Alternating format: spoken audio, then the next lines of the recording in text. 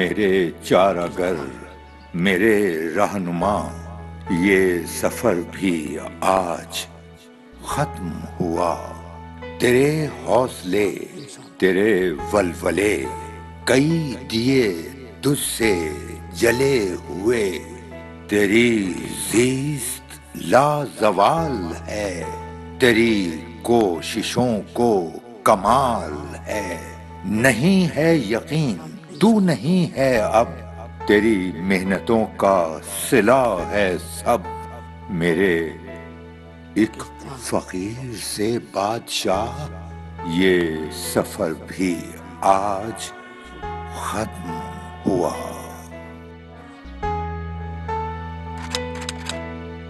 میں ہوں عبدالستار ایدھی۔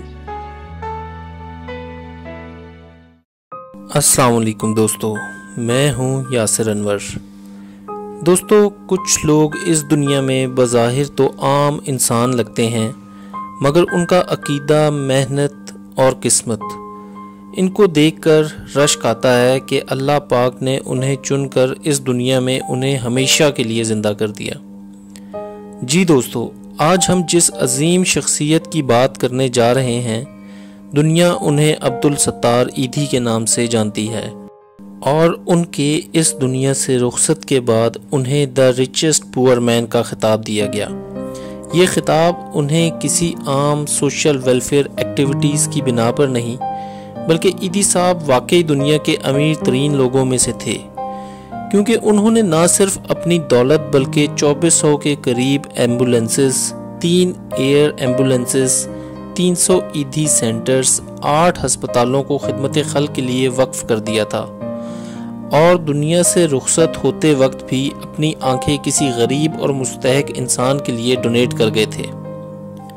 دوستو، ایدھی صاحب کی سادگی کا یہ عالم تھا کہ ایک نجی ٹی وی کو انٹرویو دیتے ہوئے انہوں نے بتایا کہ ان کے پاس صرف ایک جوڑا ہے جسے وہ پہنتے ہیں اور کافی عرصہ چلاتے ہیں۔ انٹرویو دیتے ہوئے انہوں نے بتایا کہ یہ جوڑا اس وقت انہوں نے پہن رکھا ہے، یہ 1.5 سال پرانا ہے۔ جب یہ کافی میلا ہو جاتا ہے تو وہ اپنی بیوی کا دوپٹہ تہمت باندھ کر اپنا جوڑا دھو لیتے ہیں اور پھر اس کو پہن لیتے ہیں۔ اس وجہ سے ان کے جوڑے کا رنگ بھی پھیکا ہو چکا ہے۔ دوستو، ایدھی صاحب 1928 میں بھارت سے صوبہ گجرات کے ایک شہر بانتوا میں پیدا ہوئے۔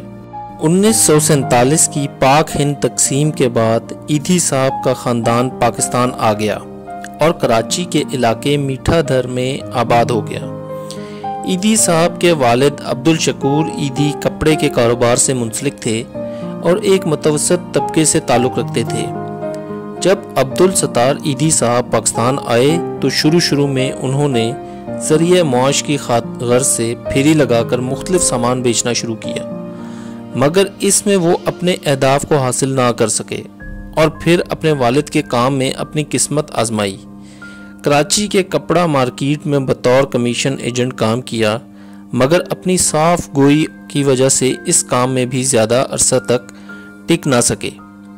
اس کے بعد اپنے شوق کی خاطر اور ضمیر کی آواز پر انہوں نے اپنے من سے ایک کام کرنے کا ارادہ کیا، اور اسی مقصد سے وہ 1949 میں ایک میمن فلاحی ادارے نانٹوا میمن ویلفیئر کمیٹی میں شامل ہو گئے، مگر کچھ عرصے بعد ہی ان کو اندازہ ہو گیا کہ یہ ادارہ صرف میمن برادری کو ہی فائدہ پہنچانے کے لیے وجود میں لایا گیا ہے، اور ایدھی صاحب کا جذبہ ہر رنگ، نسل اور مذہب سے بالاتر ہو کر انسانیت کی خدمت کرنے کا تھا۔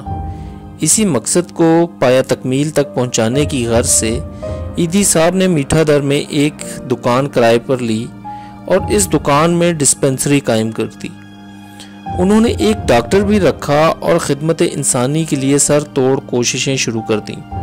انہوں نے شروع میں اپنی ڈسپنسری کا نام میمن والنٹیئر کور رکھا، مگر اس احساس کے ساتھ کہ اس نام سے برادری ازم ظاہر ہوتا ہے، انہوں نے ڈسپنسری کا نام تبدیل کر کے مدینہ والنٹیئر کور رکھ دیا۔ یہ ڈسپنسری 1951 میں وجود میں آئی اور محض 2 سال کی قلیل مدت میں ایدھی صاحب نے 1952 میں ڈسپنسری کو وسعت دی اور بیرون ملک جا کر فنڈز اکٹھے کیے اور ان فنڈ سے زچگی سینٹر بنایا۔ اسی تسلسل کو قائم رکھتے ہوئے ایدھی صاحب نے ایران، ترکی، فرانس، یونان، بلغاریہ اور یوگوسلاویہ کا سفر کیا، مزید فنڈز اکٹھے کیے اور 1954 میں نرسنگ ٹریننگ سینٹر قائم کیا۔ اور بھائیو، یہ نرسنگ ٹریننگ سینٹر ہی ایدھی فاؤنڈیشن کا آغاز تھا۔ وہ اکثر بتاتے تھے کہ شروع میں میٹھا در میں وہ سارا دن ڈسپنسری کے لیے جستجو کرتے اور غریبوں کی مدد میں مصروف رہتے اور شام کو ڈسپنسری کے سامنے بنے سیمنٹ کے بینچ پر سو جاتے۔ ایدھی صاحب کا کام منظر عام پر اس وقت آیا جب ہانگ کانگ 1957 وائرس پھیلا۔ ایدھی صاحب نے اس وقت کراچی میں غریب اور دکھی انسانیت کی بہت خدمت کی اور ان کو دوائیاں مفت تقسیم کی۔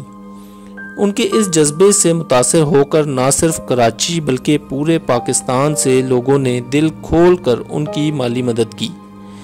ایدھی صاحب نے ان پیسوں سے ایک پرانی سی وین خرید لی اور اس پر بڑا سا غریب آدمی کی وین لکھوا دیا۔ دوستو، دلچسپ بات یہ ہے کہ ایدھی صاحب نے ساری زندگی اس پہلی وین کے علاوہ کوئی وین یا گاڑی نہیں چلائی۔ وہ اس وین پر غریبوں اور ضرورت مندوں کی خدمت میں ہر وقت بغیر کسی کرائے کے مصروف رہتے اور بعد میں انہوں نے اس وین پر ایدھی ایمبولنس لکھوا دیا۔ دوستو، Guinness book of world record کے مطابق ایدھی فاؤنڈیشن 1800 ایمبولنسز، 2 ایئر کرافٹ ایمبولنسز، 1 ہیلی کاپٹر ایمبولنس، 28 لائف بوٹس کے علاوہ ایدھی فاؤنڈیشن کے پاس موبائل مردہ خانے جس میں 30 مردے بیک وقت رکھے جا سکتے ہیں۔ ان مردوں کو 3 دن میں کوئی وارث اپنا لے تو ٹھیک، ورنہ انہیں ایدھی قبرستان میں دفنا دیا جاتا ہے۔ ان کے مطابق ایدھی قبرستان میں ماہانہ 250 سے 300 لاوارث لاشیں دفنائی جاتی ہیں اور اس وقت تک تقریباً 1 لاکھ لاوارث لاشیں دفنائی جا چکی ہیں۔ اس کے علاوہ ملک بھر میں 18 یتیم خانے ایدھی فاؤنڈیشن کی زیر نگرانی کام کر رہے ہیں، جن میں لاکھوں بچے پلے ہیں۔ اس کے علاوہ پاگل خانے، سکولز، پناہ گاہیں، زچگی سینٹرز، معذور افراد کے لیے سینٹرز، ایدھی لنگر خانے، گمشدہ افراد کے لیے سدوباب، مہاجرین کیمپ اور اینیمل سینٹرز اور بہت سی مختلف خدمات ملک میں انجام دی جا رہی ہیں۔ انسانی مدد کے اس جذبے کے ساتھ ساتھ غریب لوگوں کو اپنے پاؤں پر کھڑا کرنے کے لیے ایدھی فاؤنڈیشن گھرداری کے کورسز اور نرسنگ کورسز بھی کرواتی ہے۔ ان کے آفیسز کا جال پورے ملک میں پھیل چکا ہے۔ پاکستان میں ناداروں اور غریبوں کو بالکل مفت ہاسپٹلز، بلڈ بینک، لیبارٹریز کی سروسز فراہم کی جاتی ہیں۔ بین الاقوامی سطح پر بھی ایدھی خدمت کی دور میں پیش ہے۔ Edhi foundation Afghanistan, Iraq, Sudan, Ethiopia جیسے ملکوں میں اپنا جذبہ انسانیت خدمت کے ساتھ کام کر رہی ہے۔ ایدھی فاؤنڈیشن کے آفس امریکہ، آسٹریلیا اور UK جیسے ممالک میں آپریٹو ہیں۔ انہی خدمات کو مد نظر رکھتے ہوئے ایدھی فاؤنڈیشن کو بہت سارے قومی اور بین الاقوامی ایوارڈ سے بھی نوازا جا چکا ہے، جن میں Ramon Magsaysay award, Lenin peace prize award, Paul Harris fellow from Rotary International Foundation, UNESCO Madanjeet Singh price شامل ہیں۔ یہ دوستو وہ پرائزز ہیں، وہ ایوارڈز ہیں جو کہ نمایاں ہیں۔ اس کے علاوہ دیگر اور بہت سارے انٹرنیشنل ایوارڈ سے بھی ایدھی صاحب کو نوازا جا چکا ہے۔ اور نیشنل ایوارڈز میں silver jubilee shield, the social worker of subcontinent by government of Sindh, نشان امتیاز، recognition of meritorious services by government of Pakistan, Pakistan civil award, shield of honour by Pakistan army, خدمت ایوارڈ، ہیومن رائٹس ایوارڈ۔ اس کے علاوہ 2 عدد honorary doctorate degrees بھی آپ کو دی گئیں۔ دوستو، 70 کی دہائی میں ایدھی صاحب نے سیاست میں قدم جمانے کا بھی ارادہ کیا۔ انہوں نے 2 الیکشن لڑے، 1970 کا اور 1975 کا۔ دونوں الیکشن انہوں نے کھارا در اور میٹھا در کے علاقے سے آزاد امیدوار کی حیثیت سے لڑے، مگر ان کو ان دونوں الیکشنز میں ناکامی کا سامنا کرنا پڑا۔ اس ناکامی کی وجہ ان کی الیکشن میں سادہ کمپین اور سیاسی دو پیچوں سے ناواقفیت تھی۔ اس کے بعد ایدھی صاحب نے دوبارہ الیکشن نہ لڑنے کا فیصلہ کیا اور اپنی پوری توجہ فلاحی اور سماجی کاموں پر مرکوز کر دی۔ ایک دلچسپ حقیقت آپ کے ساتھ شیئر کرتے ہیں کہ 2 جنوری 1965 میں صدر ایوب نے مادر ملت فاطمہ جناح کے خلاف الیکشن جیتنے کا جشن منایا، جس میں ایدھی صاحب نے شامل ہونے سے انکار کر دیا۔ بھائیو، یہ مادر ملت سے عقیدت تھی یا اتفاق کہ 9 جولائی جس دن ایدھی صاحب اس دنیا سے رخصت ہوئے، مادر ملت کی برسی منائی جا رہی تھی۔ دوستو، ایدھی صاحب پر مختلف سماجی اور دینی لوگوں نے کافر ہونے کے فتوے بھی لگائے۔ اس کی وجہ انہوں نے یہ ڈھونڈی کیونکہ ایدھی صاحب بن ماں باپ کے بچے پالتے ہیں، اس وجہ سے یہ ایک گناہ کا کام کرتے ہیں اور انہیں اس سے روکنا چاہیے۔ مزید ان لوگوں نے یہ کہا کہ اس عمل کی وجہ سے ایدھی صاحب کو جنت ملنا ناممکن ہے، جس کے جواب میں ایدھی صاحب نے کہا تھا کہ مجھے ان لوگوں کی جنت میں نہیں جانا۔ دوستو، ایدھی صاحب نے 1966 میں اپنی نرسنگ سینٹر کی ایک نرس بلقیس ایدھی سے شادی کی۔ بلقیس ایدھی نے بھی ان کے ساتھ مل کر خدمت انسانی کے اس نیک کام میں اپنا حصہ ڈالا اور بہت بڑے بڑے پروجیکٹ، جن میں بے گھر ہونے والی خواتین کا سینٹر، ایدھی میٹرنٹی، زچہ بچہ کی دیکھ بھال، بچوں کی نگہداشت کے لیے بلقیس ایدھی فاؤنڈیشن کی بھی بنیاد رکھی۔ یہ فاؤنڈیشن لاوارث اور نومولود بچوں کی نگہداشت سے لے کر بے گھر لڑکیوں کی شادیاں کروانے کی ذمہ داری انجام دیتی ہے۔ نومولود بچوں کو قتل سے بچانے کے لیے جھولا پروجیکٹ کا سہرا بھی بلقیس ایدھی کے ہی سر جاتا ہے۔ اس پروجیکٹ کے تحت جو عورتیں بچوں کو دنیا میں لا نہیں سکتی، اس بچے کو جھولے میں چھوڑ کر جا سکتی ہیں اور ان سے کوئی سوال نہیں کیا جائے گا۔ ان بچوں کو ایدھی فاؤنڈیشن اپنے یتیم خانوں میں پناہ دیتی ہے اور ان کو مفت تعلیم بھی دی جاتی ہے۔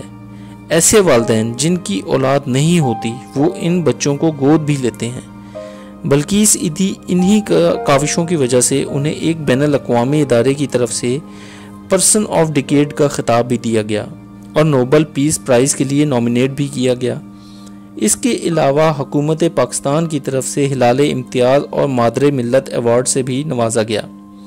اس کے علاوہ ایک ہندو لڑکی گیتا، جو غلطی سے ہندوستان کا بارڈر پار کر کے پاکستان کی طرف آ نکلی تھی، اس کی دیکھ بھال کرنے کے بعد بلقیس ایدھی کو 2015 میں ہندوستان کی طرف سے مدر ٹریسا ایوارڈ سے بھی نوازا گیا۔ ایدھی صاحب کی 5ویں برسی پر انٹرویو دیتے ہوئے بلقیس ایدھی نے بتایا کہ وہ اور ایدھی صاحب ایک ہی گاؤں کے تھے اور دور سے رشتہ دار بھی تھے۔ اس انٹرویو میں بلقیس ایدھی نے ایک واقعہ جو کہ ان کے اور عبدالستار ایدھی صاحب کے ساتھ پیش آیا، جب وہ سکھر میں ایک اجتماعی شادی کا فریضہ ادا کر کے آ رہے تھے تو راستے میں ڈاکوؤں نے ان کو روک لیا، اور جب ان کی نظر ایدھی صاحب پر پڑی تو انہوں نے ایدھی صاحب کو نہ صرف چھوڑ دیا بلکہ ان کے ہاتھ چوم کر 5 لاکھ روپیہ چندہ بھی دیا۔ جب ایدھی صاحب نے پوچھا کہ تم لوگ تو ڈاکو ہو، تم لوگ تو لوٹ مار کر رہے ہو، پھر مجھے پیسہ کیوں دے رہے ہو؟ تو ان کے سردار نے کہا، ایدھی صاحب ہمیں پتہ ہے کہ جب میں کسی نالی یا گٹر پر پولیس کی طرف سے مقابلے میں مار دیا جاؤں گا تو ہمارے خاندان والے بھی ہمیں نہیں اٹھانے آئیں گے، مگر ہماری لاش اٹھانے ایک شخص ضرور آئے گا اور وہ آپ ہوں گے۔ دوستو، عبدالستار ایدھی ایسے ہی نہیں بن جاتے، بلکہ عظیم مائیں عظیم بیٹے عظیم اولادیں پیدا کرتی ہیں اور ان کو پروان چڑھاتی ہیں۔ ایدھی صاحب بتاتے تھے کہ میں بہت چھوٹا سا اسکول میں جاتا تھا تو ایک دن ایک بوڑھے فقیر کو کچھ بچے تنگ کر رہے تھے۔ کیونکہ میں اس وقت بہت چھوٹا تھا مگر پھر بھی میں ان سے الجھ پڑا اور بات ہاتھا پائی تک پہنچ گئی۔ اب آپ حیران ہوں گے کہ ایدھی صاحب جیسا انسان جو کہ اپنے آخری موقع پہ جب وہ بہت گرو کر گئے تھے تو ان کو کافی دھمکیاں بھی مل رہی تھیں، تو وہ کبھی بھی وائلنس کی طرف نہیں گئے، کبھی لڑائی جھگڑے کی بات انہوں نے نہیں کی۔ وہ بچپن میں لڑ پڑے اور ہاتھا پائی تک پہنچ گئے، اور اس ہاتھا پائی کا اختتام بقول ان کے مجھے کافی چوٹوں اور اس بوڑھے فقیر کی جان خلاصی پر ہوا۔ جب میں گھر پہنچا تو میری ماں نے جب میری یہ حالت دیکھی تو پوچھا اور میں نے تمام واقعہ بیان کر دیا۔ میری ماں نے مجھے شاباش دی اور کہا تم نے اس کی مدد کی جس کا کوئی مددگار نہیں تھا۔ یہ بات ایدھی صاحب کہتے میری ماں کی ایسی میرے ذہن میں بیٹھی کہ میں اس کو آج تک دماغ سے نکال نہیں پایا، اور میں نے ارادہ کیا کہ ایسے لوگوں کی مدد کرتا رہوں گا جن کا کوئی مددگار نہیں۔ پاکستان آنے کے بعد ایدھی صاحب کی والدہ کیونکہ ذیابیطس کی مریضہ تھیں، ایدھی صاحب نے 11 سال کی عمر میں ہی اپنی والدہ کی دیکھ بھال شروع کر دی، تمام ذمہ داری اٹھا لی۔ وہ زیادہ تر وقت چونکہ اپنی والدہ کی خدمت میں رہتے اس لیے زیادہ تعلیم حاصل نہ کر سکے، مگر پھر بھی ڈاکٹریٹ کی اضافی سند مل گئی۔ یہ شاید اس خدمت کا اجر تھا۔ ان کی والدہ بہت اچھے دل کی خاتون تھیں۔ اپنی والدہ کے متعلق ایدھی صاحب فرماتے تھے کہ اسکول کے دنوں میں ان کی والدہ ان کو 2 پیسے خرچنے کے لیے دیتی تھیں اور کہتی تھیں کہ ان میں سے 1 پیسہ وہ خود پر خرچ کریں اور 1 پیسہ کسی ضرورت مند پر خرچ کریں۔ تو دوستو دیکھا کیسے ایک عظیم ماں نے ایک عظیم بیٹے کی پرورش کی اور وہ بیٹا بڑا ہو کر عبدالستار ایدھی بنا۔ دوستو ایدھی صاحب دنیا بھر میں فری ایمبولینسز کا سب سے بڑا نیٹ ورک لاوارث اور گمشدہ بچوں اور خواتین کے لیے ایدھی ہومز، لاوارث میتوں کے تدفین اور نومولود بچوں کے لیے پنگوڑا سینٹر قائم کر کے ان کی کفالت کے فرائض انجام دینے والے عبدالستار ایدھی 8 جولائی 2016 کو 88 سال کی عمر میں وفات پا گئے، اور دنیا اور خدا کے حضور بھی یقیناً سرخرو ہو گئے۔ ان کی اولاد میں 2 بیٹے اور 2 بیٹیاں ہیں۔ ویسے تو ان کی اولاد کی تعداد لاکھوں میں ہے، کیونکہ جن بے سہارا اور یتیم بچوں کو پال کر انہوں نے مقام حاصل کیا، وہ بچے انہیں اپنا باپ، اور ایدھی صاحب ان سب بچوں کو اپنے بچے جانتے تھے۔ ان کی وفات کے بعد ان کے فلاحی ادارے اسی جذبے اور لگن کے ساتھ ان کی بیوی بلقیس ایدھی، ان کے صاحبزادے فیصل ایدھی اور بیٹی کبرا ایدھی چلا رہے ہیں۔ دوستو یہ ویڈیو جو کہ ایک بہت ہی چھوٹا سا نذرانہ ہے اس ہستی کے سامنے جسے لوگ رحمت کا فرشتہ کہتے ہیں، یہ ویڈیو ہم ایدھی صاحب کو ڈیڈیکیٹ کرتے ہیں۔ اپنی دعاؤں میں یاد رکھیے گا اور ہمارے چینل کو سبسکرائب کیجیے گا۔ اللہ پاک آپ کا حامی و ناصر ہو۔ فی امان اللہ۔